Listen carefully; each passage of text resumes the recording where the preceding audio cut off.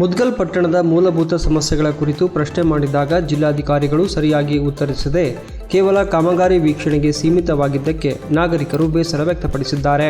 ಶನಿವಾರ ಕಾಮಗಾರಿ ವೀಕ್ಷಣೆ ಬಳಿಕ ಪುರಸಭೆಗೆ ಆಗಮಿಸಿದ ಜಿಲ್ಲಾಧಿಕಾರಿಗಳಿಗೆ ಪಟ್ಟಣದಲ್ಲಿನ ಕುಡಿಯುವ ನೀರಿನ ಸಮಸ್ಯೆಯ ತೀವ್ರತೆಯ ಕುರಿತು ಪತ್ರಕರ್ತರು ಪ್ರಶ್ನೆ ಮಾಡಿದಾಗ ಆಯಿತು, ನಾನು ಕೇಳಿಕೊಂಡು ನೋಡುತ್ತೇನೆ ಎಂದು ಮಾತ್ರ ಹೇಳಿ ಹೊರಟು ಹೋದರು. ಇದನ್ನು ಕಂಡ ಸಾರ್ವಜನಿಕರು ಜಿಲ್ಲಾಧಿಕಾರಿಗಳ ಕಾರ್ಯವೈಖರಿಗೆ ಬೇಸರ ವ್ಯಕ್ತಪಡಿಸಿದ ಘಟನೆ ನಡೆಯಿತು.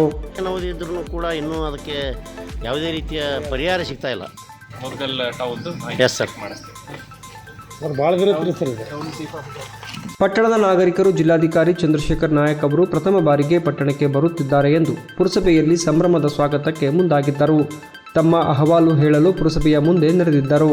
ಆದರೆ ಜಿಲ್ಲಾಧಿಕಾರಿಗಳು ಯಾವುದೇ ಸಮಸ್ಯೆ ಕೇಳದೇ ಇರುವುದು ಸಾರ್ವಜನಿಕರಿಗೆ ಬೇಸರವನ್ನು ಉಂಟು ಮಾಡಿತು. ಪಟ್ಟಣದಲ್ಲಿ ಕುಡಿಯುವ ನೀರಿನ ಸಮಸ್ಯೆ ಕುರಿತು ಡಿಸಿ ಅವರಿಗೆ ಕೆಳಮಟ್ಟದ ಅಧಿಕಾರಿಗಳು ಸಮರ್ಪಕ ಮಾಹಿತಿ ನೀಡಿಲ್ಲವೇ ಎನ್ನುವ ಸಂಶಯಕ್ಕೆ ಇದು ಎಡೆ ಮಾಡಿದೆ. ಜಿಲ್ಲಾಧಿಕಾರಿಗಳು ಜನರ ಸಮಸ್ಯೆಗಳನ್ನು ಆಲಿಸದೇ ಇರುವುದು ಸಾರ್ವಜನಿಕರಿಗೆ ನಿರಾಶೆಯನ್ನು ಉಂಟು ಮಾಡಿದ್ದಲ್ಲದೆ ಮುದ್ಗಲ್ ಪಟ್ಟಣದ ಸಮಸ್ಯೆಗಳು ಸಮಸ್ಯೆಗಳಾಗಿಯೇ ಉಳಿಯಲಿವೆಯೇ ಎನ್ನುವ ಪ್ರಶ್ನೆ ಮೂಡುವಂತೆ ಮಾಡಿತು.